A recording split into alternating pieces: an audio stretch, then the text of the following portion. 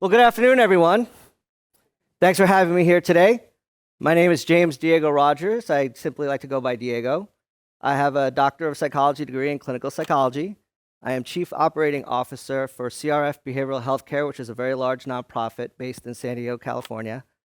I'm also Volunteer Associate Clinical Faculty at UCSD Department of Psychiatry. And for the last 15 years, I've been part-time faculty at San Diego State University in the Marriage and Family Therapy program. Back in 2004, I had the honor and privilege of going through the Motivational Interviewing Network of Trainers Training Institute, where for 3 days I was trained by the co-creators, Drs. Bill Miller and Steve Rolnick, who created motivational interviewing, on how to teach motivational interviewing. So it was a 3-day immersive experience where the assumption and the application process assumed that you already know MI. Now it's about how are we going to spend 3 days to convey this complex topic, which actually has shown by research to be one of the most evidence-based practices that has the highest probability of engaging clients and actually helping people change. So this is something that's very near and dear to my heart. I've been doing trainings pretty much since 2004. I've been scaling back in the last couple of years, but for this group, I always accept the invitation since they're all, and you are all near and dear to my heart, and I go way back with them as well. So that's a little bit of who I am, but please feel free to call me Diego. No formalities needed. Also, it's kind of hard to do motivational interviewing, and let me ask, are there any physicians in the room? Okay, good, because then I'll just call it MI from now on. But I know in physical healthcare settings, they say, Diego, please don't use MI. That's myocardial infarction, and that means heart attack. So you make us nervous every time you say MI. So it means something in a different context. So at least for here, I don't have to worry about that. We'll just call it MI. MI is really not meant to be a lectured topic. It's really meant to be one that's interactive, that's filled with discussion, that we entertain your questions and really help elicit from the audience, not just my experience or even expertise, but your experience and your expertise. Because I may know a lot of things about motivational interviewing, but what I don't know is what you all do on a day-to-day basis. And so therefore, we're all experts in the room. You're experts in what you do. I may be an expert in what I've learned. But in order for this to be beneficial for you all, it's important to see how can we merge these concepts that I might be sharing with you and within the context of what you do on a day-to-day basis in order for that to be fruitful for you. Okay? So I'm really going to entertain and try to elicit as much interaction as possible. Now, I'm also excited to share this topic on the heels of Dr. Sepulveda's presentation because he kept using the term harm reduction. And I like to say motivational interviewing is very consistent and compatible with harm reduction. And in fact, when I teach addiction at SDSU, I usually say there's harm reduction, capital letters, capital H, capital R, and then there's harm reduction, lowercase, lower r. And the capital H, capital R harm reduction are what we would consider those harm reduction models. And he referred a lot to those. Supervised injection sites, clean needle exchange programs, right? Those would be examples of a harm reduction model, full-blown program that is set up to do a job that kind of goes against traditionally what we've all thought and what we've all been taught, right? The lowercase h and the lowercase r is a more of a philosophical stance. And he mentioned that also in his presentation, of meeting clients where they're at. And there's no better approach, in my opinion, and the research backs it up, than motivational interviewing to really demonstrate meeting clients where they're at, understanding that recovery is a journey, understanding that by vast majority, most people don't want to and maybe can't tolerate the hard work that is actually involved in living, let alone living healthy, and living in a way that is most productive for themselves and others around. I mean, even by show of hands, how many of you would like to make money? Great. Now, how many of you would like to make money and not have to work? Raise your hands. Great. Two, raise both hands, right? Who wouldn't? Who wouldn't? Well, guess what? Right there, that demonstrates we are no different than the clients we are serving. How many would like to live a life free of pain? How many would like their pain to be taken away? And not have to work at it? Thank you. So you kind of see where this is heading, right? Okay. By show of hands, how many have heard of motivational interviewing? Okay, almost everyone in the room. Great. Now let me go a little bit more. How many of you had a half-day training on MI? At least a half-day training. Okay, a couple of you. How many have had a full-day training of MI? All right, good. About maybe 20%. How many have had a multi-day training? All right. So what's your takeaway? What do you understand about motivational interviewing? Many of you have been exposed to it. Any takers? Yeah. We have one here. So basically, it's to meet the client where they're at and to get their buy-in to whatever is happening for them and be able to guide them and share with them some solution is what I get for motivational interviewing. That's wonderful, right? Meet the clients where they're at, get their buy-in, and jointly work on solutions. Wonderful. That's a great synopsis. Any other thoughts? Yeah? As well as that, I was under the impression that it's a way to get them to come to their own conclusions, though, without being like obvious about it, by using like the cadence of your voice and kind of like guiding them without knowing they're being guided, so that they can say, "Oh, I need to," and they, like the light bulb click, turns on. Sure. Yeah, you're very accurate. I just want to clarify one little thing, because in the old days, you're kind of alluding to the old Jedi mind trick of MI, right? Somehow tricking or getting the clients to do something without them realizing that. And that used to be a perception of MI, so that, that I could see some of that. But what you said, more importantly, I think is certainly more powerful, which is really having the clients come to their own conclusions about what it is they want and don't want, and more importantly, how they might go about it, right? Because at the end of the day, how many of you try to buy a car? Or better yet, let me say it differently. How many just wanted to browse at the car dealership and look around? Raise your hand if you've been in that scenario. And how does it feel when all of a sudden the suit comes right on up? And all of a sudden in your gut, you're going, what? Oh, God, I'm just looking. But they already got their tactics, right? But you're already on guard, aren't you? You know what's coming next, and so therein starts the tug-of-war match, right from the beginning. I'm just here to look. Oh, yeah, I'm here to sell you something. And how oftentimes we've entered this field to want to help people, and yet raise your hand if you found yourself feeling like you're in this tug-of-war match with your clients. And how many of you would like to have less of those conversations or less of those experiences, right? Absolutely. There's actually a secondary gain to motivational interviewing, which is the benefit for the counselor or the helper in whatever role you happen to be in. When you realize we can take that pressure off. I'm not here to sell. I'm here to help. Now, that help may look differently than what the idea I had originally in my mind, but if I use and adopt a motivational interviewing style and approach, because it's both the style and techniques, then I can feel much more relaxed and comfortable with how I'm going about things, still do good, and if I'm doing that right, feel good at the end of the day. Okay? And I think that's a goal we would all like, right? Okay. What are your goals or expectations for what you'd like to get out of this talk today? Anyone have any goals or objectives here?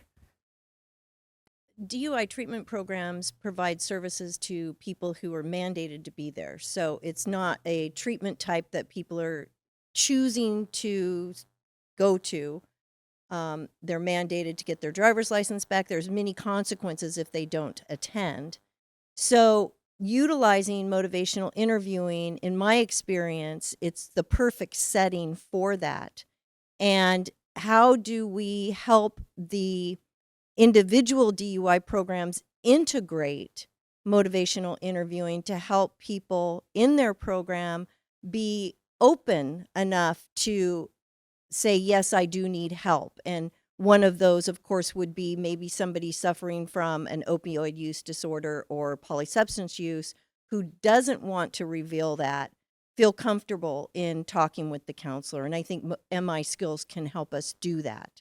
Absolutely, thank you. And yes, we'll be talking about how MI is especially a nice fit for working with folks who, on whatever level, may not want to be there. And we'll talk in a little more sophisticated ways about that, but that's exactly right. And that was, in fact, one of the first places how and why MI even got started. Bill Miller started this work at the University of New Mexico, specifically for people with problem drinking and alcoholism. I'd like to fast forward now over 40 years and dispel the myth that people always say, oh, Diego, you teach MI, that's about addiction, isn't it? I say, well, that's how it started. Where it is 40 years later, it's about change in general. So we can talk about this, about substance use, taking medications for a physical health care condition, parenting style if someone's involved in the child welfare services, on how to change and adopt, how you raise your children so that you don't keep getting in trouble with child protective services because maybe physical hitting is not accepted. Maybe it was in your country of origin, but not here in the United States. So how do we do things differently where you can still be a good value of a parent, but also not get in trouble with the laws here? So it's really about behavior change more broadly in general, okay? And I'll make sure we're definitely going to address how to deal with this and how to apply this with mandated clients in mandated situations, or just quite frankly with people who just on the surface appear to not want to be there. Now, within the title, this whole concept, we might say, what are our favorite words we like to use in our field for those mandated clients or the people who don't seem to want to be there? We have a lot of jargon in our field, right? So I heard one of them, resistance. Yes, the R word. Client is resistant. What's another word? You raise your hand.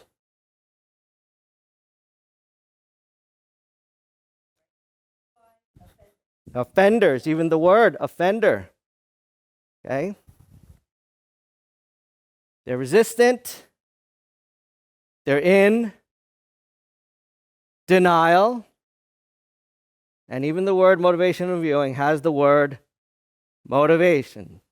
And so if they appear to not want to be there, they got their arms crossed, they're not following the instructions, they got their head down and they're sleeping, they would be called unmotivated, right?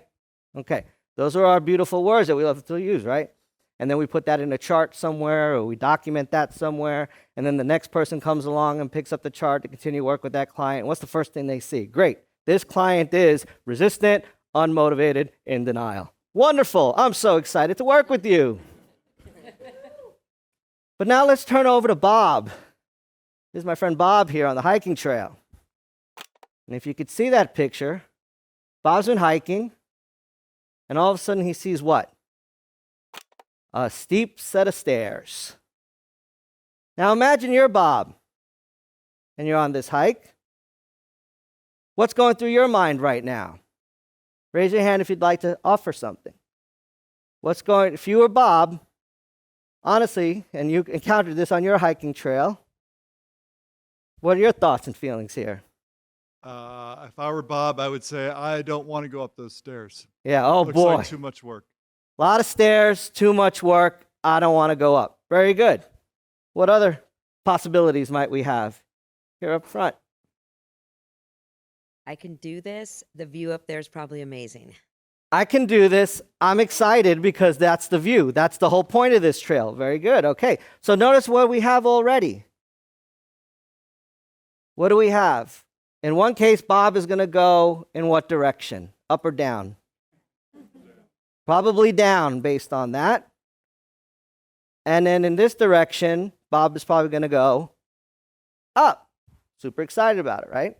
So we could say one is motivated and one is unmotivated. Or I can counter that by saying, oh, there's plenty of motivation in both scenarios. One's just going one way, one's just going the other for different reasons. So is there really non-motivation or lack of motivation? No, those terms usually come from lack of an aligned agenda setting or lack of alignment in goals. But there's still motivation in both cases, okay? There's still another third possibility no one's mentioned yet. Yeah, why don't we get a mic on you here? Well, my reaction, and it actually happens quite often, is there's no handrail. And I don't know if my right knee is going to last going up, and I don't know if it's going to last going down. So with no handrail, I won't go. Okay, very interesting perspective. And if there was a handrail, how would that change? I'd go. I'd go. Yeah. Great. So maybe what we're seeing also, a possibility, you're the fourth possibility now. This is good. I didn't think of that one. I'd like to go, but I have some concerns. So unfortunately, because I don't see those concerns being addressed, I'm not going to go. Wonderful perspective. I didn't even think of that one. Thank you for sharing that. If I'm Bob, here's my perspective. Really? Stairs? No one told me this. This was supposed to be the green trail, the easy trail, the flat trail. It was supposed to be a loop. No one said anything about an incline. But then here's what you don't see in the picture. Dad, why'd you stop? My kids are off on the right. Dad, why'd you stop? Now what might I do? I might keep going. So, what did my behavior do? My behavior would keep going. Why would I do it? Because my kids are asking, and maybe I don't want to let them down. Yet, how do I feel about it?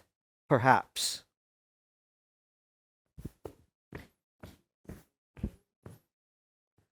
Okay, I guess I gotta go. So I'm gonna mobilize perhaps and go. Raise your hand if you've ever done something, yet you didn't like it. Because I call that Monday mornings. Yet you do it. You don't have to like it. I don't need you to like it. It's not up to me whether you like it. But I'm going to commend you and applaud you for doing it. Okay? If I don't like going to work sometimes, I could totally understand why my clients don't want to be there. Because in all honesty, I'm human. There are days I don't want to be here. I'm not feeling it, right? So that's this whole thing about motivation. And I kind of look at motivation from a little bit of a matrix perspective. Not like the movie, I'm not going to float on you here. But think of motivation as a little bit of a matrix, because I don't believe in the concept that clients are unmotivated or that anyone is unmotivated. It's just that we're all motivated perhaps in different directions for different reasons. So my first order of business when I'm kind of working with someone is I'm always trying to think through what I call this motivational matrix. Was a person motivated for or toward? What might they be motivated against or away from? How much is coming from the inside? And how much may be coming from the outside? And just trying to get a map of that and an understanding of that. So in that last scenario where I'm not internally motivated to go up those stairs, I'm externally motivated to go up those stairs because I don't want to let my kids down.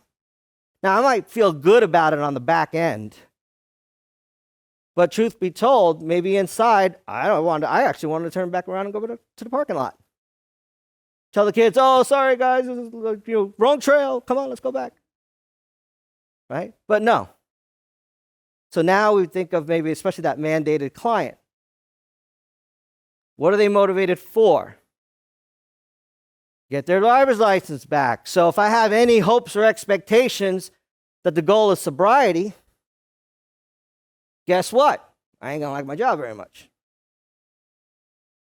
And how I carry myself throughout that whole endeavor is gonna leak in ways that then might interfere in being able to build that kind of rapport and empathy and relationship building, right? And so they're motivated for getting their license. And where is that motivation coming from? Most likely external, in the form of the court, right? So now at least I have an understanding of where you're coming from. So good, I can give you credit for having motivation. Good for you. And on top of that, good for you for doing something you didn't want to do. You get extra credit. Okay? Now is where you come in. I want you to take 2 or 3 minutes here, just by yourself, and I want you to think of a personal goal or change that you would like to make in your own personal life for yourself. Take a minute or two and just reflect.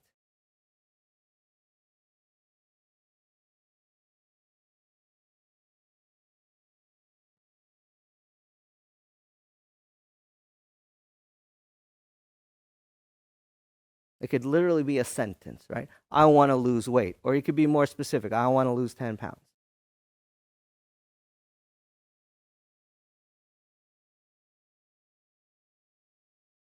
Anyone having a hard time coming up with something? You all have something in mind? Now I want you to think, take another minute or so. Why do you want that change? Why?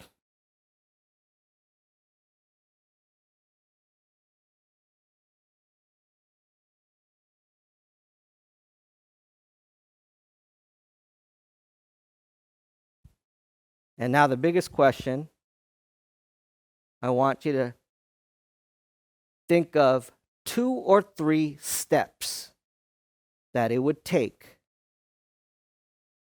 for you to achieve that, or at least get started on that goal. What's 2 or 3 things you can do?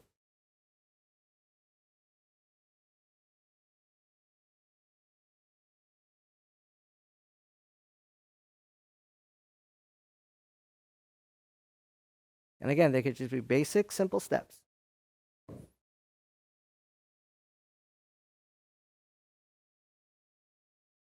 No more hot Cheetos after 9 p.m. Okay. All right, so hopefully you had that for yourself, mentally, or if you wrote them down. I see some people writing, that's great.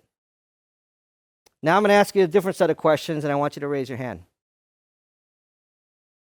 Raise your hand if you picked a brand new goal, something you've never thought about before. There's always that one.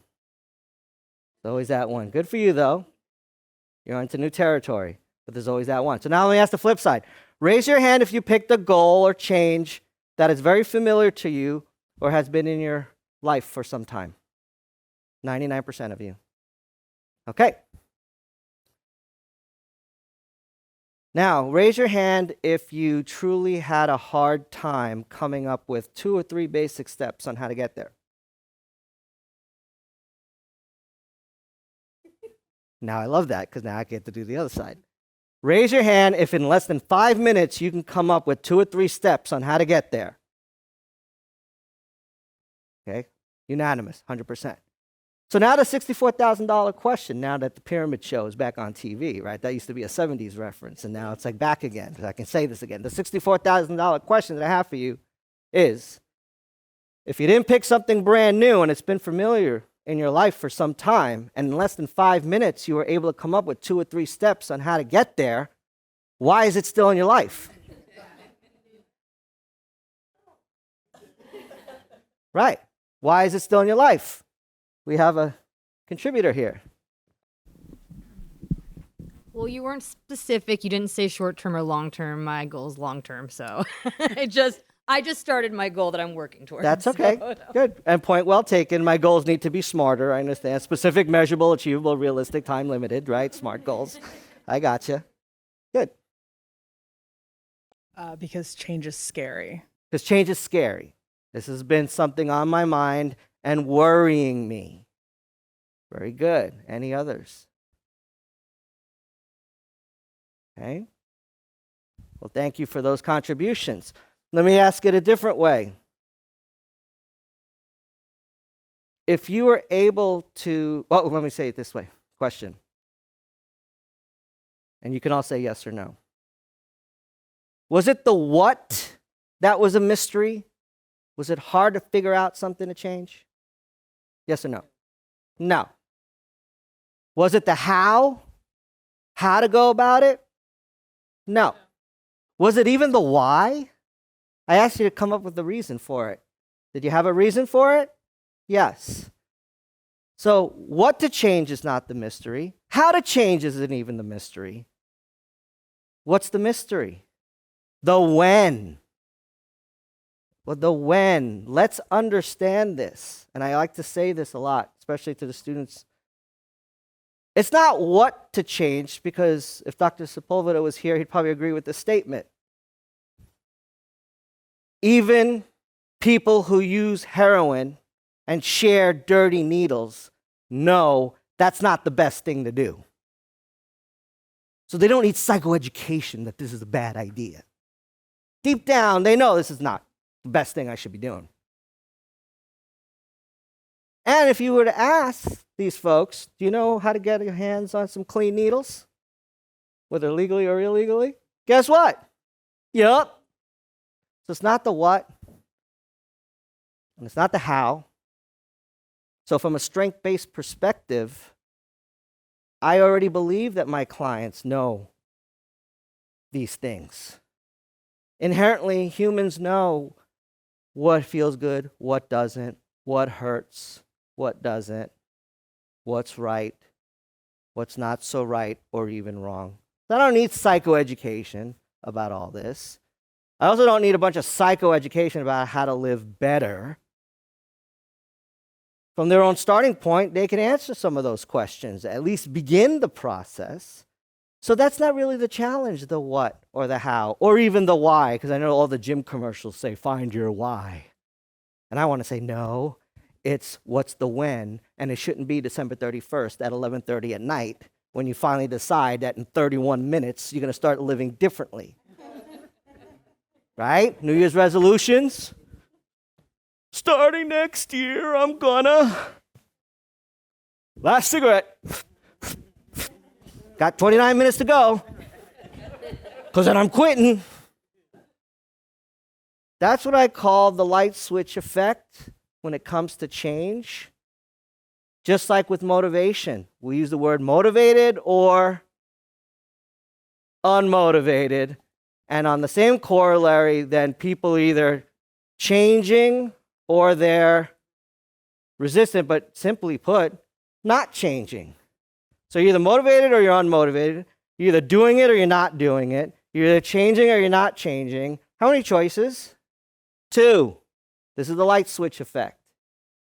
Instead, we want to look at what does it really take for the when? What is the actual process that people go through in getting to that place of when I might start applying these things that I already know are better for me, are the right thing to do, and quite frankly, I already know how to do. It's about the when. How many have heard of Prochaska and DiClemente and the stages of change model? Raise your hand. Hopefully everyone in the room. It's not everyone in the room, and that's not surprising, and that's okay too, because when I teach at the university, and I teach to undergrads who are actually psych majors, I ask the same question. How many have heard of the Prochaska and DiClemente stage of change model? And that has yet to exceed 30%. And these are psych majors, and I teach in a minor program. where the class that I teach is called Counseling and Social Change. So they're in the psych major, and I'm in a minor called Counseling and Social Change. And I say, how is it that here we are still in 2022, and psychology major programs are still not even teaching the stage of change model if only 30% of the students have even heard of it in their class, let alone know it and know how to apply it? This model was made in 1991. People say, Diego, your slides are so old. You got to update these things. You're giving us info from 30 years ago. I say, yeah, this is because only 30% still know about it. We're behind the times still. So if you're not familiar with it, the Prochaska-Di Clemente model they've looked at what are the experiences that people go through with respect to change. And rather than these two options of either you're doing it or you're not doing it, have really come up with 6 different stages where someone could be with respect to this concept of change. The first one called pre-contemplation. What do you think that means? Well, pre means before, contemplation means thinking about it. So here I'm not even thinking about it. And this is where those wonderful words come up, right? Unmotivated, resistant, and in denial. Those are the words that typically have been used. If you adopt an MI approach, you might adopt a more friendlier language and a more comprehensive vision that gives people 6 options versus 2, because that also gives you more opportunity to progress and change and achieve. And rather than say, you're unmotivated, I might say to myself, okay, you're in the pre-contemplation stage. But that's okay because that's at the beginning. And who knows where you can go next? So I'm putting a positive spin on it and a hopeful spin on what could be a beginning of a journey here versus a destination. Once you're in denial, you're there, you're done, right? That's how we treat them, and then we want to walk away from them. The next stage is contemplation. What do you think that means? You're thinking about it. You're contemplating it. You're thinking about it. When you're in pre-contemplation and I'm giving you all the reasons why this is not a big deal, I don't need to change, it's their problem, they're making a big deal over nothing, all those arguments against it, if you had to point to a place in the body, where does that kind of talk sound like it's coming from? Well, besides backside, right? It's more about where in the body is like when you're listening, think of like a courtroom or lawyers battling it out. All those arguments tend to be coming from where? They're coming from up here. These are very cognitive, a lot of thinking going on, right? I got to come up with a good response to this. Same thing with contemplation. Okay, maybe I have a problem, but, I always say that's the yes, but client. Yeah, I could probably lose 10 pounds, but it's just so much easier to get McDonald's after a long day at work. I don't have time to cook. It costs more money to buy healthy food. It's just a lot quicker, especially with those value meals, right? So yes, but, and then a lot more of that language coming from where? Up in the head. Then we have preparation. And preparation now all of a sudden, wow, I didn't realize I got this far. This is really bad. If this keeps going, I don't know where I'm going to end up. What do you mean I've got to do this thing? Holy crap, you mean I could lose my kids maybe? Where does that talk sound like it's coming from? It's coming from here now. So in 3 stages, pre-contemplation, contemplation, preparation, I went from talking to the head, from the head in stages 1 and 2 to finally some talking from the heart. And guess what I haven't even done yet? I haven't done anything yet. I've just been talking this whole time. Now my question to you is, have I changed? I see some mixed head nods. Raise your hand if you think I made a change. Raise your hand if you think I didn't. Okay. Well, that goes back to how you're defining change. If you're going back to the light switch model, you're either doing it or you're not. You're going to view me as I haven't changed.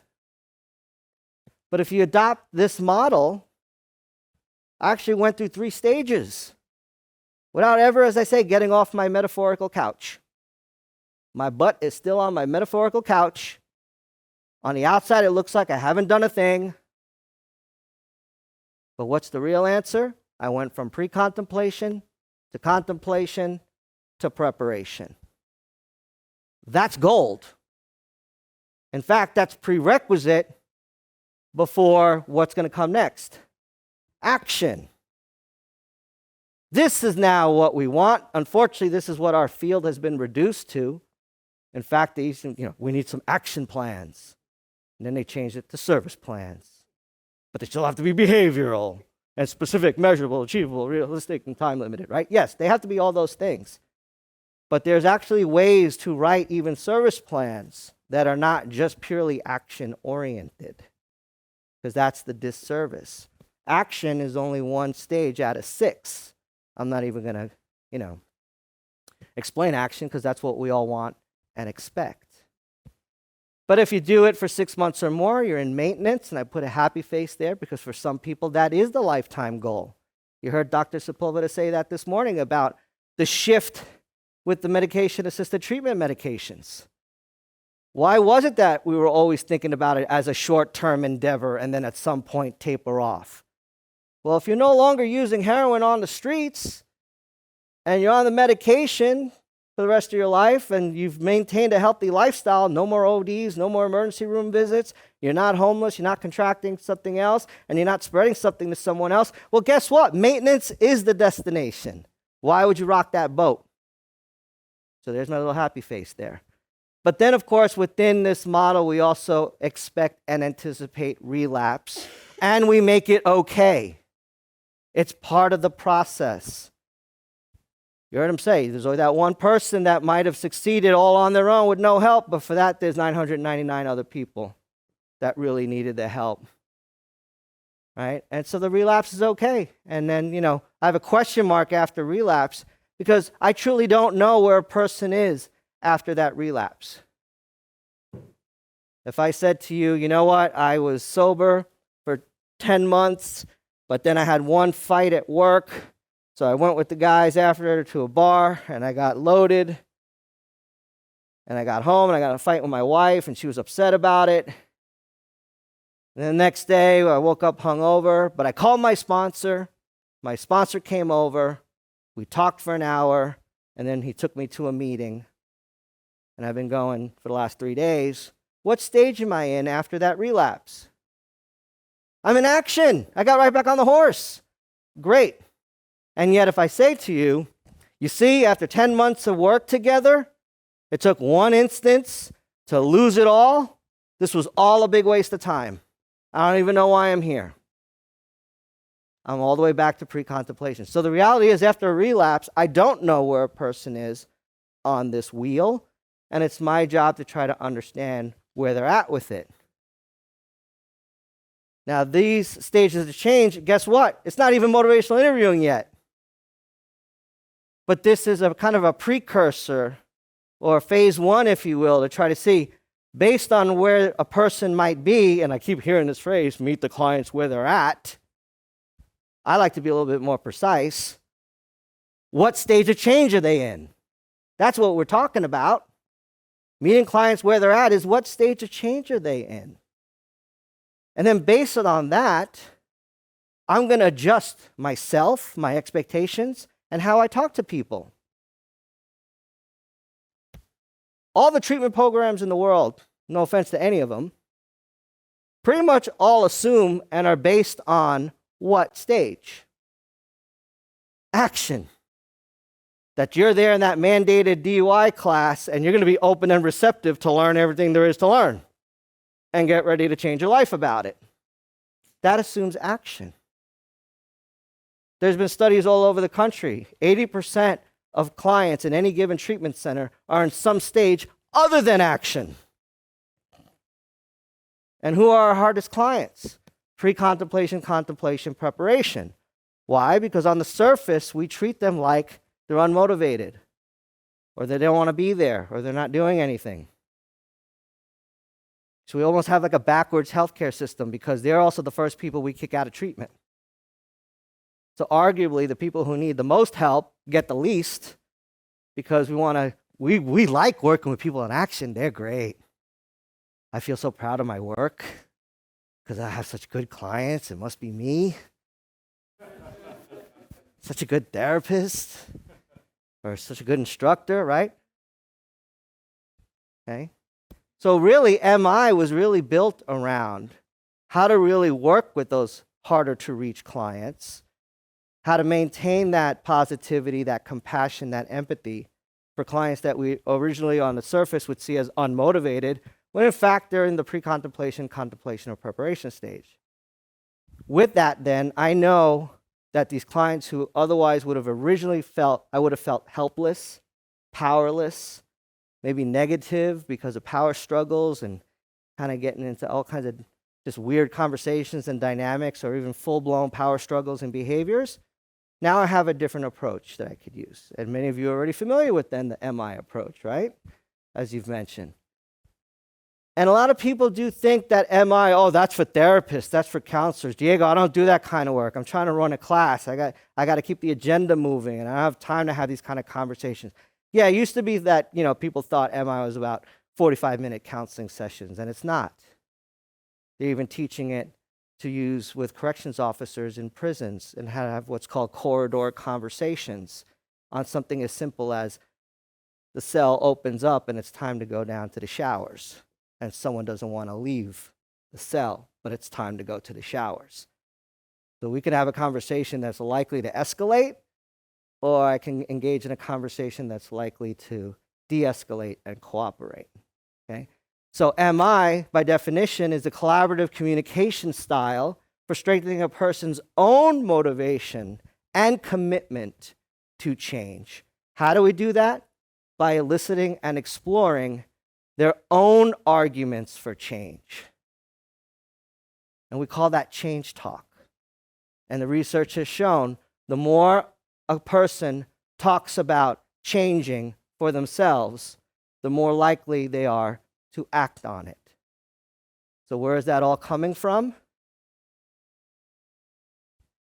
Me or the client? It's coming from the client. Okay? Again, very opposite from traditional notions of helping. Doctor knows best. Or I'm here to educate you because you're living wrong. Or you ain't living right. So I'm here to correct that and fix that for you. No. We're going to go a different direction here. MI is also a way of being with the person. It's not just a set of counseling techniques. Okay? So they're both, I would say, it's a way of relating and it's a way of communicating. And that way of relating, we call the MI spirit. How many have heard of the MI spirit? Raise your hand. Okay? The MI spirit is what I like to call, this is my own personal homework that I have to do to kind of check myself on why I picked this line of work and why I choose to show up every day. This is basically how I see myself in relation to the people that I work with or I'm trying to help. And in MI, we have kind of 4 basic principles. The first is acceptance and autonomy. Accept clients where they're at, unconditional. Carl Rogers, unconditional positive regard. But there's another flip side to that, autonomy, meaning I have no power and control over any other human being other than myself. And even with myself, I don't think I'm in full control. But the reality is, I have no power or control over anyone else. Even though in your role, maybe you can write a report and someone's going to get more consequences, or they're going to get less consequences based on whatever report. Right? But that's still not your power. That's all based on what they chose to do or not do. Right? So I have to respect that. I may want certain things from my client, but my client is an autonomous, separate person, and they're going to do what they're going to do. But I want to work in partnership and collaborate. So collaboration is the second value of this MI spirit. And what I really like is that after 30 years, they called out the word compassion more specifically. Why else are we here? You want to help people, right? It's okay to say that. In the social sciences, we haven't used the word compassion. Yet, if you look in spirituality literature for the last 2,000 years, compassion's used all over the place. but in social science, you have to be objective and you have to be, scientific. We can still be human, folks. And it's okay to be compassionate. Now, you still have to be legal and ethical in what you do, but you can still be compassionate. And then we want to be, I want to use my work and how I carry myself with my clients is to try to evoke as much as possible. And earlier someone said guide the clients. Yeah, I don't want to direct people, but I do want to guide them. And then I'll see where they go with it. So I might toss out teasers around what would it be like if you used clean needles instead of dirty needles?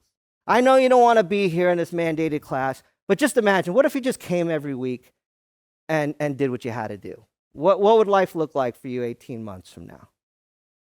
Yeah, I know tonight sucks, but what would it look like if this was all done for you, right? And so I'm really going to try to guide and elicit versus me direct and instruct. Okay, this already changes, and perhaps, maybe many of you are already doing this, but it's kind of like almost like before starting a class or before starting a session with a client, I got to do my own little Zen meditation moment and align myself with the MI spirit to kind of make sure, okay, am I going to meet the client where they're at? I have to understand, I got to let go. That's the autonomy part. But I still want to work in partnership, be a teammate with this person. My heart goes out to this person. But it's their work to do, not my work. So how am I going to try to lead them and guide them in ways where they're doing the work and I'm doing less of the work? So that's the MI spirit. If I gave you a visual on it, the old traditional method would be if you went to a restaurant and you wanted water, right? A server would come by and they hold the water and they provide the water.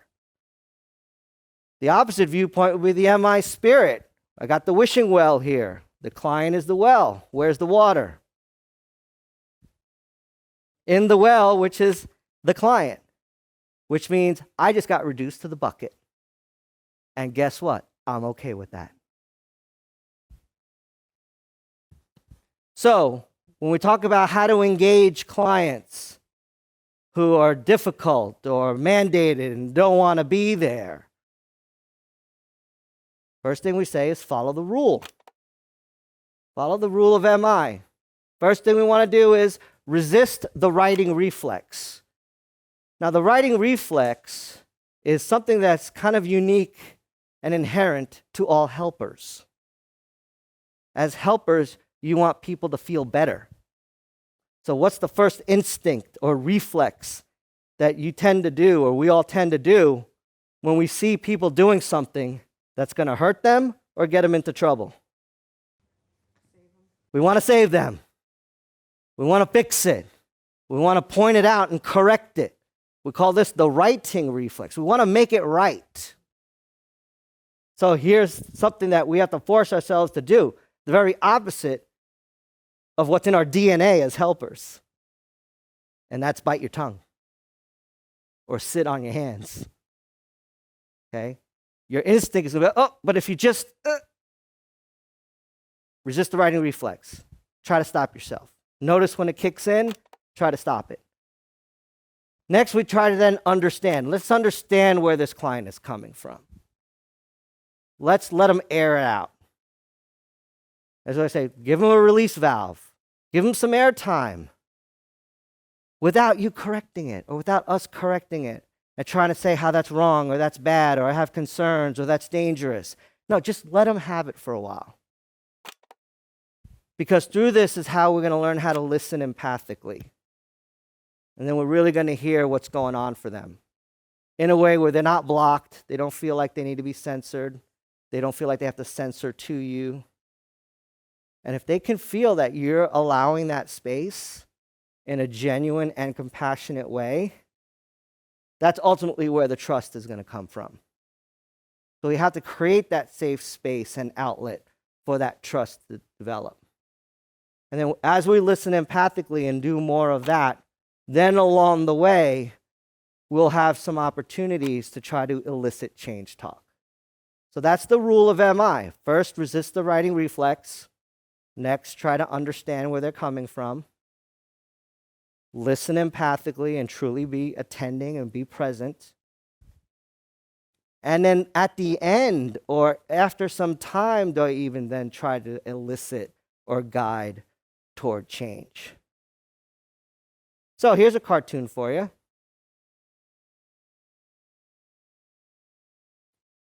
I don't know if you could read at the bottom, but here in the cartoon, you've got a client sitting there. If you don't know this size at Starbucks, I'm told it's called the Trenta. Have you heard of the Trenta? Raise your hand. It's bigger than the Venti, if you didn't know that. A secret menu, ask for Trenta. It's a bigger cup. Yeah, some of you have your mouths wide open. What? How come this is the first I'm hearing of this? Never heard of it. It's a Trenta. Try it next time at Starbucks. See what you get.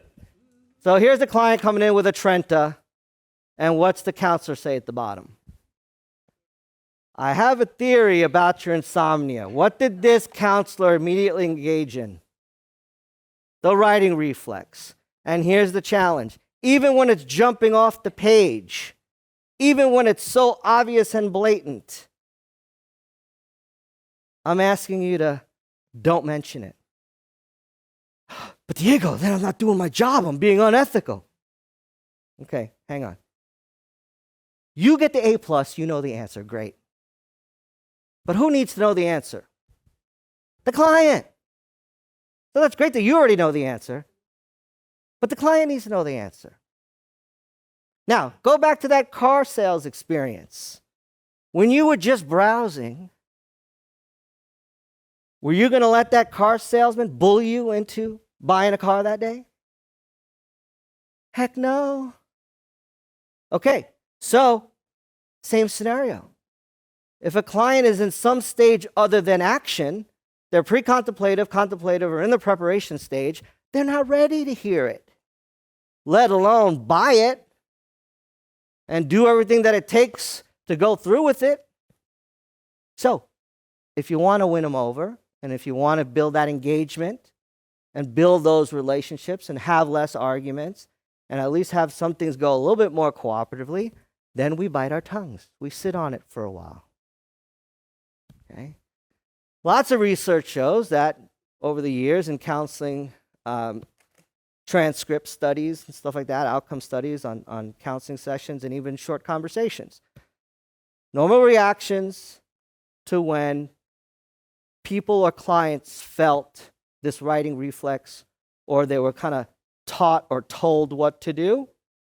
All a bunch of negative words that end up all having the themes of feeling invalidated, wanting to resist, or if I'm polite, I'm not going to resist because I was taught that's not polite and you're an authority, so I'll just quietly withdraw.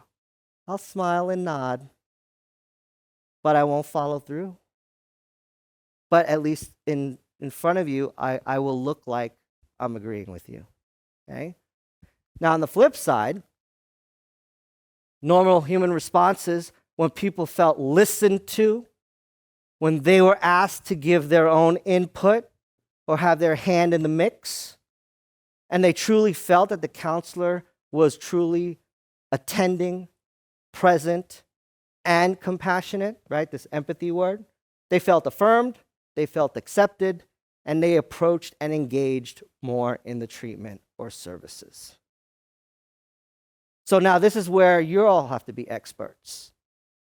You all have different work contexts and things that you do, much of which I'm not exactly familiar with because I have a whole different set of jobs that I do during my day. But one thing you can start already thinking about is where and in what ways, if you don't already do this, can you create some space when you either notice someone who seems like, I don't fucking want to be here. Or what are you going to do for me? Or maybe they're disrupting things on the side and it's creating a distraction.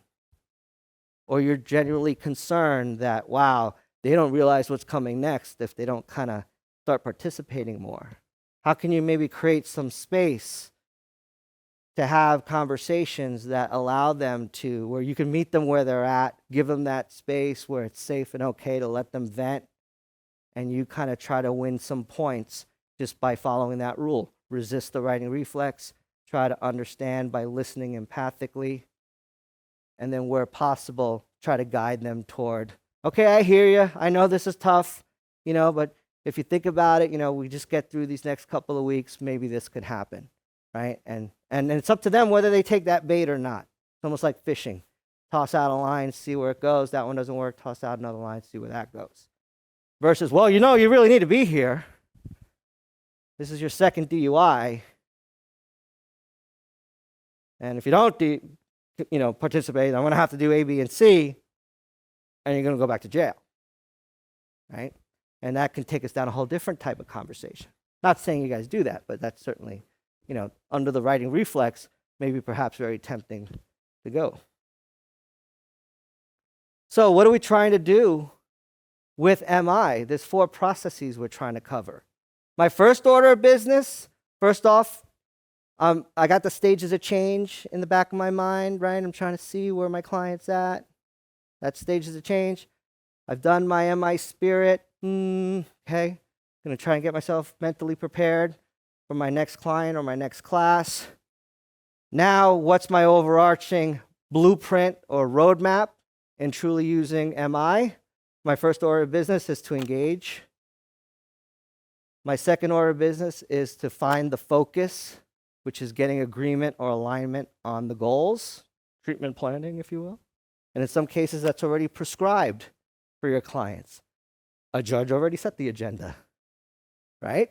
So you don't even have to find a focus. The focus is already laid out for you.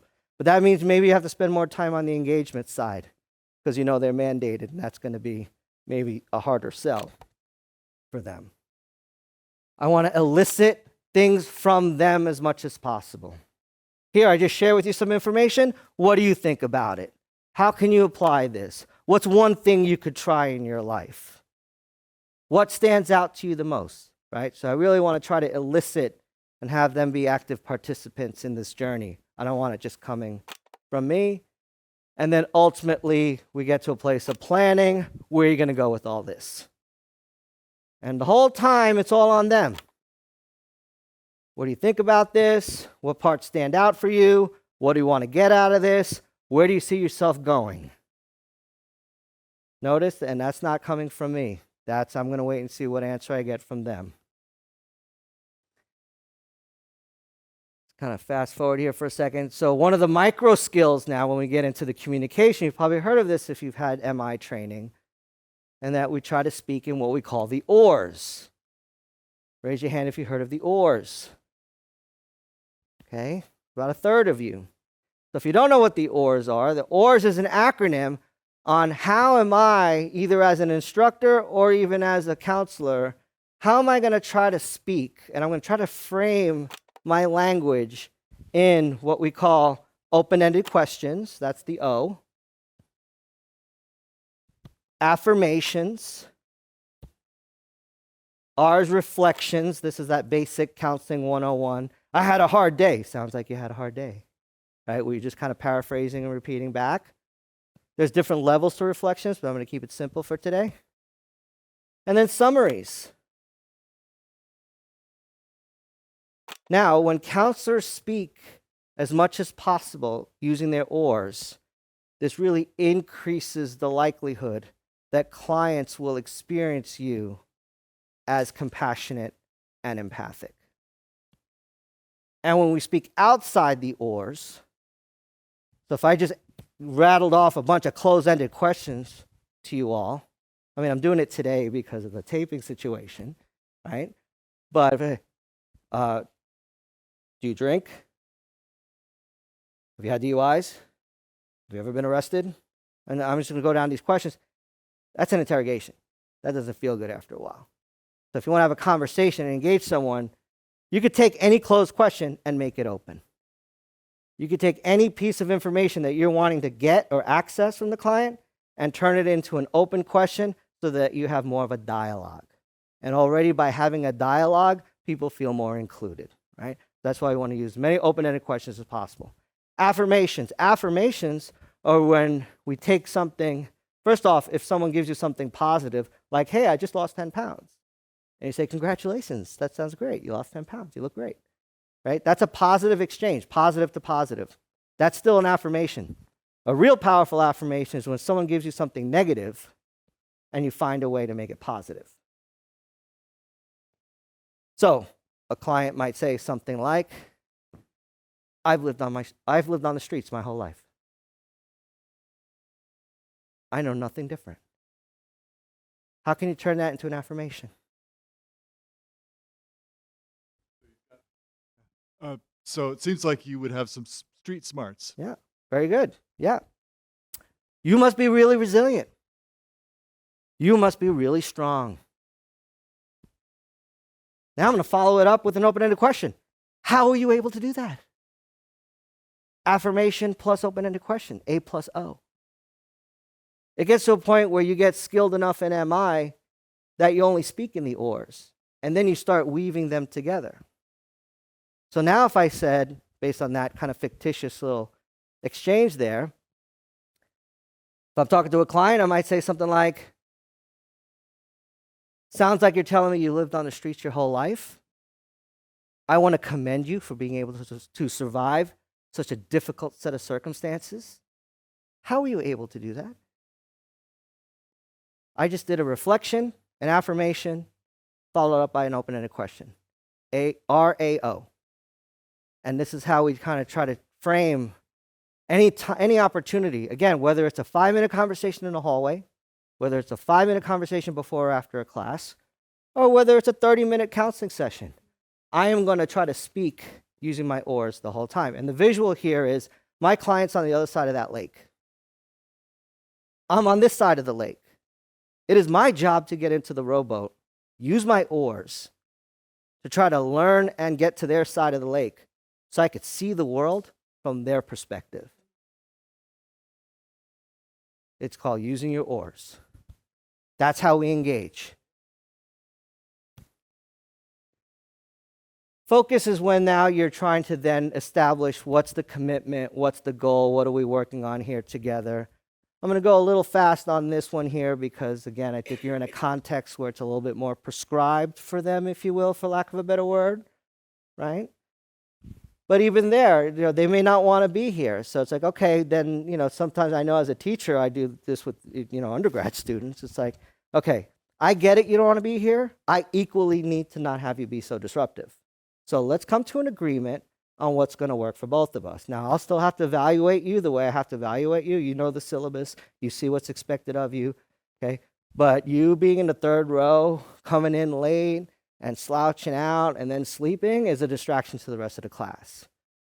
So if you want to sit in the third row, I'm going to need you to kind of be up on your game. You're welcome to sit in the back if you think you're going to come in late and if you feel like you're going to end up sleeping through half my class. Choice is yours, which way you'd like to go. Door's still open for you. And if on a certain day you feel peppy, third row is right there for you. Certain day you're not feeling it, do me a favor, just sit in the back. Let's come to an understanding on that. Try to get that win-win. Okay, that's the focus side. How might I do that? Again, I'm always using my oars, but I'll try to empathize with the ambivalence, which is, yeah, some days you want to be here, some days you don't want to be here. I get it. I understand that. That's okay. I feel that way too sometimes, right? I might talk with them about the pros and cons or gains or losses. What do you think will happen if you come to class and you're attentive? What do you think will happen if you don't come to class? Or if you come to class and you're not attentive, or you don't come to class? Okay, what do you think will happen 6 months from now if you keep coming to class? What do you think will happen 6 months from now if you don't come to class? Right? And have them imagine these things. I don't need to tell them. They're smart enough. They can come up with the answers. But ultimately, this is what I'm trying to do. I'm trying to get to this eliciting change talk. This is what I call the gold. You got to do all this work that I've been kind of talking about. Meeting the clients where they're at, understanding the stage of change. Adopting the MI spirit, positioning myself, and how I'm going to relate with my clients. Right? Following those values. Adopting a micro skill, like how can I learn and speak in the OARS as much as possible? Resist that writing reflex and follow the rule. That once you set all that engagement and relationship, now I can get to this kind of final stage, even though this is the thing we want first. It's actually the thing that should come last.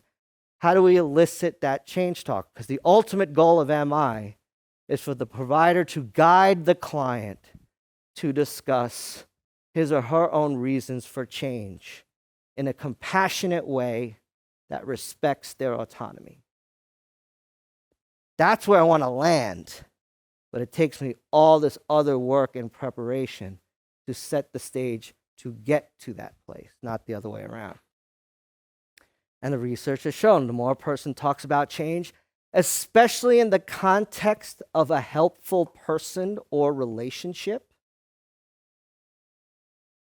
the more they talk about change in the presence of that other person or context, the more likely they are to act on it.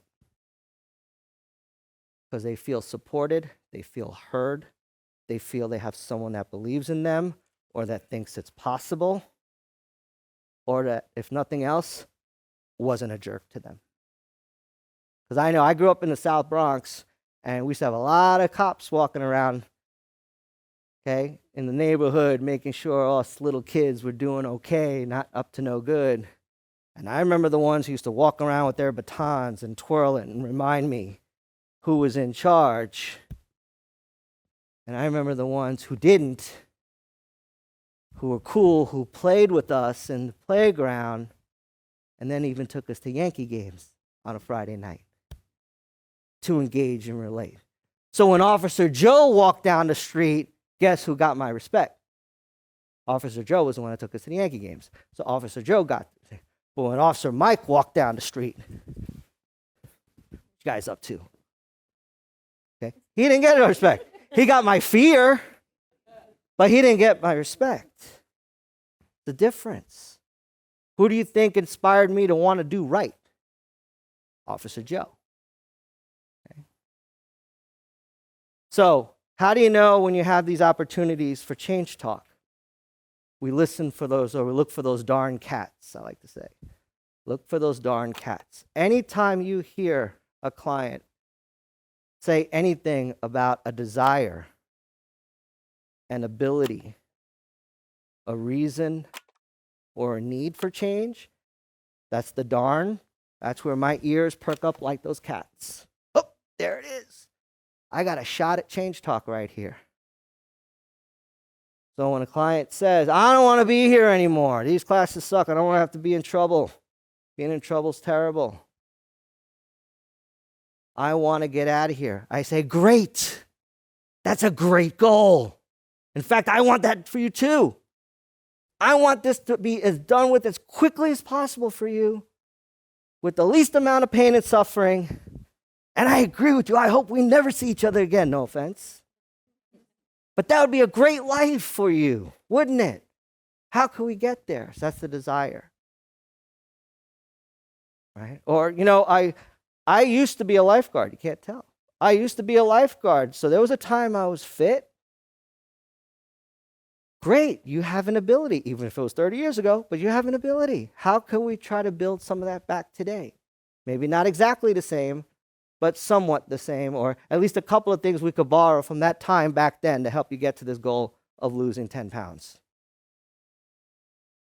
And what are some of your reasons? Oh, because then, I can play softball with my daughter on the field without getting so winded and stuff. And, I could participate more. In fact, she wanted me to help out the coach, but I kind of shied away from it because I didn't feel like I could keep up. So I have some reasons. I could spend more time with my daughter on a softball field. Or need. My doctor said if I don't lose those 10 pounds, man, the next thing is type 2. And I used to be an ocean lifeguard, and I used to be really fit. Never did I think I'd end up having type 2. So, yeah, I need to do this. Right? Anytime I hear any of that, those are your opportunities for that change talk. Okay? The cat side, the darn cats, is when you hear commitment. Yeah, I'm ready to do this. This is further along. The darn is like early change talk. The cats is a little bit more advanced, right? Commitment. Yeah, I'm ready to do this. Or, I'm activated, or I'm even taking steps already. I started doing this already. Great, you got the ball rolling. How do we keep that going? That's when affirmations need to be applied times 10. So how do I respond when I hear these little opportunities? Guess what? It's still the OARS, except we're going to change the O to an E. Now I say I'm all ears. But it's still the same thing. Instead of O, open-ended questions, I'm still going to use open-ended questions, but for the purpose of elaboration. I want to now, like a cat, pull on that yarn off the ball and try to pull as much as I can and just keep it going and keep it going. This is the gold right here, folks. The minute someone says, oh, I think I can do that, great! Let's keep them talking about it as much as possible, because the more minutes that they are talking about it, the more likely they are to do it outside. So I look for elaboration, and I'm throwing in the affirmations. I'm still doing those reflections, and I'm summarizing as much as possible. Again, talking in the OARS is your basic micro skill that you apply throughout all of motivational interviewing, regardless if you're engaging, focusing, eliciting, or planning. It's the OARS all the way through. With the macro superimposed, your MI spirit staying intact.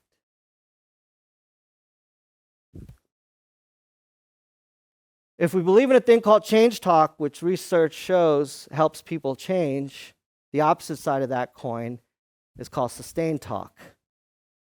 That when people say, well, I don't think I can, or I'm not ready, or I'm unsure, or there's no way. Well, that's where I don't want to elaborate. Because it's also been found that if someone gives you 10 minutes of change talk, they're more likely to change. That if someone gives you 10 minutes of sustained talk, then guess what? They're more likely to stay where they are or not change. So I actually just kind of like selective hearing.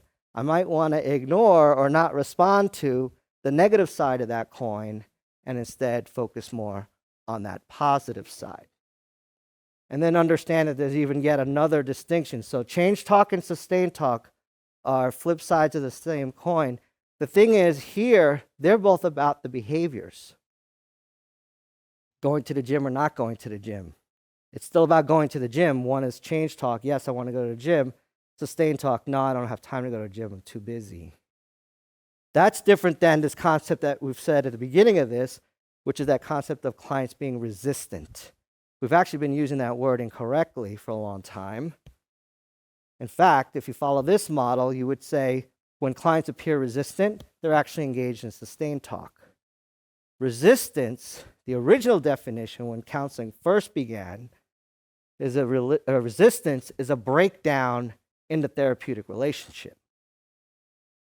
So sustained talk is about the behavior.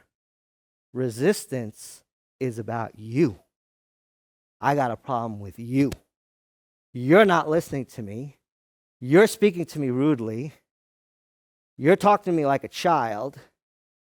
You haven't heard a word that I said. Easy for you to say. These are challenges at the relationship. This has nothing to do with the behavior. So with sustained talk, it's easy to use that selective listening and redirect it to change talk. Resistance, guess what? You got to hit pause.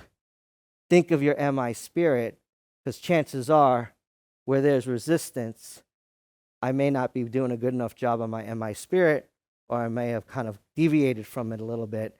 Now I got to take a step back, hit pause on the whole agenda, and say, hey, I'm really sorry. It sounds like you feel like I've not been hearing you very well. Please, let's start over. What is it you'd like to tell me, or what would you like me to know? I must be missing it, or I must not be getting it. Help me out. Notice that's no longer about the behavior. That's about making us right. That's the difference between resistance and sustained talk. Okay, so I'm going to pause there and see who's got questions or comments about anything I've covered so far.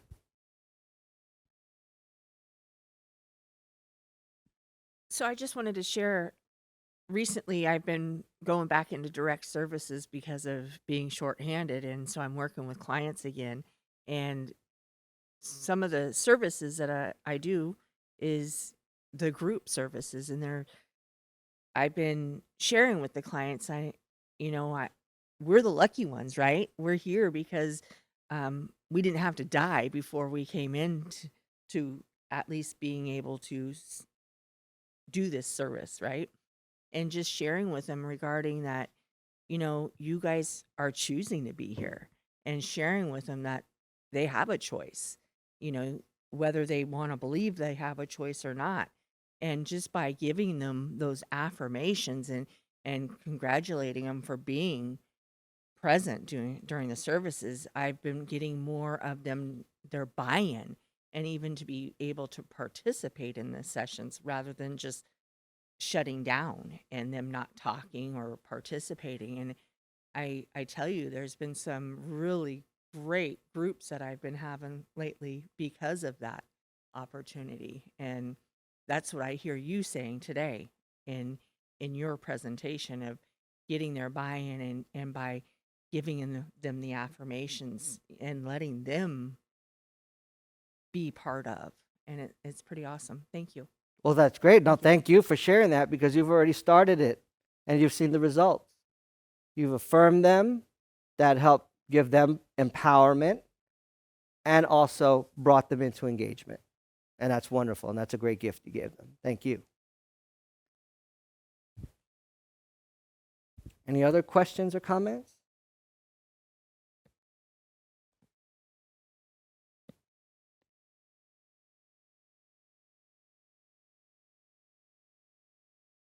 Okay, does anyone want to take up, we could take a quick pause.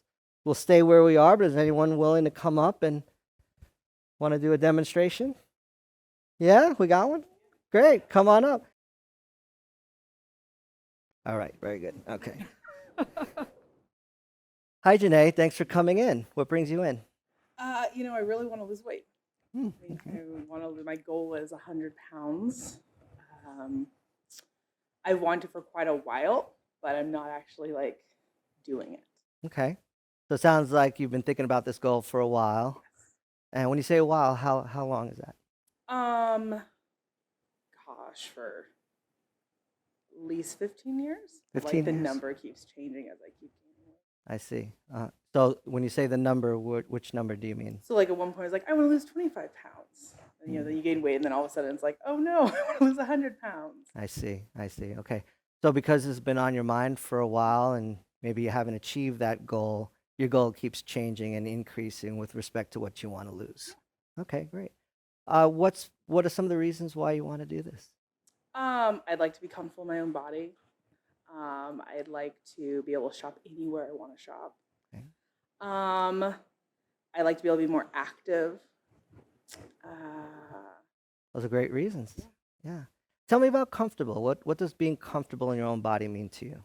I'd like to go through my life not wondering the entire time, oh my gosh, am I too big for this? Am I going to be able to fit on that ride? Or do I look fat in pictures?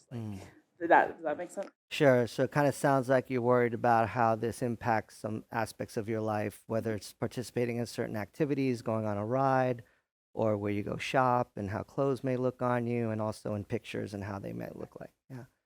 What would be your kind of perfect outcome or perfect scenario that you could have for yourself? I'd lose the weight and be able to sustain it. Okay. And in terms of losing the weight, what are some ideas that you have in terms of how you would go about that? I've tried a lot of things. What have you tried? I've tried diets, I've tried pills, I've tried supplements, I've tried therapies, I've tried almost everything you can think of that isn't, illegal or or Well, good for you for staying on the right side of the law. That's always good. or require anesthesia and surgery. I've tried Sure. almost everything. Okay, so it sounds like you really put in a lot of effort and tried many ways and multiple ways on how to go about this. Which have been kind of the most comfortable for you to pursue? I think just normal change. I tend to go on crash diets or buy all the supplements. Okay. Right. I think that it would probably be a better option to just do basic working out and eating healthier. Okay. And what would that look like? Let's start with the basic eating healthier part. Probably not going to Starbucks every day. Okay. Not eating ice cream multiple times a week. That ends up being almost every day. Okay. Eating just making healthy foods and not just grabbing fast food. Okay. So it sounds like going to Starbucks less, eating less ice cream, and eating less takeout. And fast food might be some ways to get started. So, what's one thing you might be able to do to try to make that happen? Let's pretend it's tomorrow. I don't know. Like, I think to myself, I'm not going to have Starbucks. But then, and I don't have Starbucks in the morning. But then, like, I'm driving home from work. I'm like, I'm really tired and I really need a Starbucks. Mm-hmm. I stop and I get a Starbucks. Sure. Yeah. Instead of having it in the morning, now I'm having it in the evening. Okay. Okay. Yeah, and I could see why after a long, hard day and you're feeling kind of tired and maybe frustrated that something soothing and something like a Starbucks would really kind of not only taste good, but also give you that kind of energy. Yeah. And at the same time, this is one of those goals that you're trying to do is like, how can I have less Starbucks? So if you just look at it over the course of a week, perhaps, so how might you define less Starbucks? I mean, maybe instead of getting like the venti or the Trenta, maybe get like a tall instead. So I'm Okay. still having it every day, but I'm just having a smaller one. Sure. So maybe you're not going to reduce the frequency, but you're going to reduce the size and the amount that you're taking in. That's a great idea. It's a great starting point. Excellent. What other ideas come to mind? I could like drive a different way to work. Like there's a path. There's like Starbucks everywhere, but but there is one specific path that I could take that like adds 5 minutes to my route, but I would not pass a Starbucks. Gotcha. So yeah, unfortunately, due to the genius of Starbucks, they're everywhere. But kudos to you that you found one route home that, even though it's a little bit longer, allows you to not pass a Starbucks. And knowing how much you like to go there, that this is one way that could help maybe reduce the amount that you stop and get some Starbucks. Okay, so taking that other route and getting smaller sizes. Okay, good. Other ideas that you have in terms of either eating healthier or the exercise side? I exercise like maybe once a week. I would like to exercise more, but I have kids. I Mhm. work. I go to school. I'm busy. Yeah, So I sure. have every intention to go to the gym, but then Right. get home and then I don't want to go to the gym, Mm-hmm. and then I'm like I'm gonna go to the gym, but I always go to the gym like at 8:15, knowing the gym closes at 9, so I don't actually have time to get a workout in. Yeah. But I went to the gym Yeah. and did 10-15 minute exercise, Okay. which isn't actually helpful. It's certainly maybe not the same as an hour workout, but it's certainly better than 0 minutes of working out. So good for you at least. And yeah, it's understandable. You have a very busy life. You have a lot of priorities that are kind of competing with one another. And you want this thing also. Yeah. What are some of the reasons, well, again, why you want to lose the weight? I just want to be comfortable in my own skin. Yeah. I want to be able. I have kids, so like I'd like to be able to go places and like know that I could go on like a Disneyland, like a Mhm. Disney cruise, or do all those things without being worried that my weight's gonna affect me. Yeah. Like I don't want my kids to have to worry about their mom being fat or like having their friends call me names or things like that. Sure. You're worried about your health even down the road, right? And so these things that you said at the beginning of our conversation actually have a little bit more meaning in that they're not just for you, they're for your whole family, they're for your kids, and they're for yourself even down the road in your future of how you want to maintain a healthy lifestyle and be as healthy as possible. Again, all wonderful reasons for wanting this thing that you want to do. And already you have a couple of great starting points. And sometimes that's how it begins. It starts with something small. What I heard you say today then is that Starbucks is something that you really want, but equally know that it might be good to reduce some of that. So you'll still maybe go 5 days a week, but you're going to reduce the size from the biggest sizes to maybe something smaller. That you're going to find that other way home. That even though it takes 5 minutes longer, that at least there's no Starbucks along the way, and that might be a nice trade-off to take away some of those temptations. And despite your busy schedule, you do find a way to still try to go to the gym, even if it's for like 15 minutes. I'm wondering on that gym side, what might be an idea or two on how you can carve in some longer time at the gym? Um, I could just leave earlier. I could, wait and do the things that I busy myself with afterwards. Okay. Instead of going to the gym, I could go on a walk with my kids or something like that. Okay. Could do things like I could use the Peloton, but I spend a bunch of money on that, so it's in my house just collecting clothing. Okay. I could do things rather than finding excuses and putting roadblocks in my path. Got it. Got it. And those are wonderful ideas. And now I even hear that you even have a gym inside your house in the form of the Peloton. So that's even makes it even more accessible. What would make it easier to help you do some of these things? I think just making a priority. And how would you do that? Just doing it. I think I get too caught up in the like I've tried and failed before. Like I'm gonna try and fail again, and like maybe just don't actually try, or maybe just say I'm trying but don't actually try. Okay. So maybe just recognizing that I know what I can do. I just need to actually like jump and do it. So it's not the what, and it's not the how. And It's then the actually what. do it. So when you say just do it, what would that look like in the course of a week? How will you know that you actually did it? Maybe start small. Like my goal is one Peloton ride in a week. Okay. Maybe For how long? once a week for, I don't know, maybe a month, and then see where I'm at. And how long is the duration on the bike? Oh, how long is the duration? Maybe like 30 minutes. Okay. So one time a week for 30 minutes and trying that for 4 weeks. That's a great step. Okay. So you have that.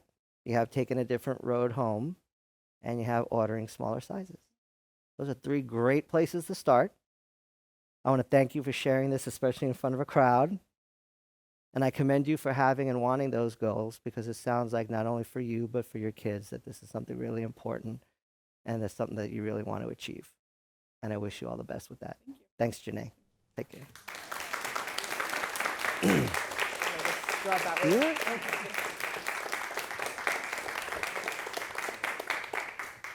Okay, so any questions or comments about what you just saw as we wrap this up? Any feedback? Yes. They were all her decisions. You didn't tell her to do one thing. It all came from her. So I was successful in doing what? Am I? Well, thank you. Well, more precisely, I avoided the writing reflex. The writing reflex. And I Yes. used my OARS. Thank you. Yeah, thank you for pointing that out. Yeah. I was trying to fish for as many details and trying to get her to say those things. I didn't want to prescribe one thing. Yeah. You have another here? I was just impressed with how much summarizing there actually was, especially towards the end, where you basically put together an action plan by just repeating what she had told you, start to finish. Yeah. Great. Thank you. Thanks for observing that and pointing that out. Great. And maybe for the sake of time, anyone last question or comment? Okay, if not, well, I really thank you for your time this afternoon. I know we went over a little bit.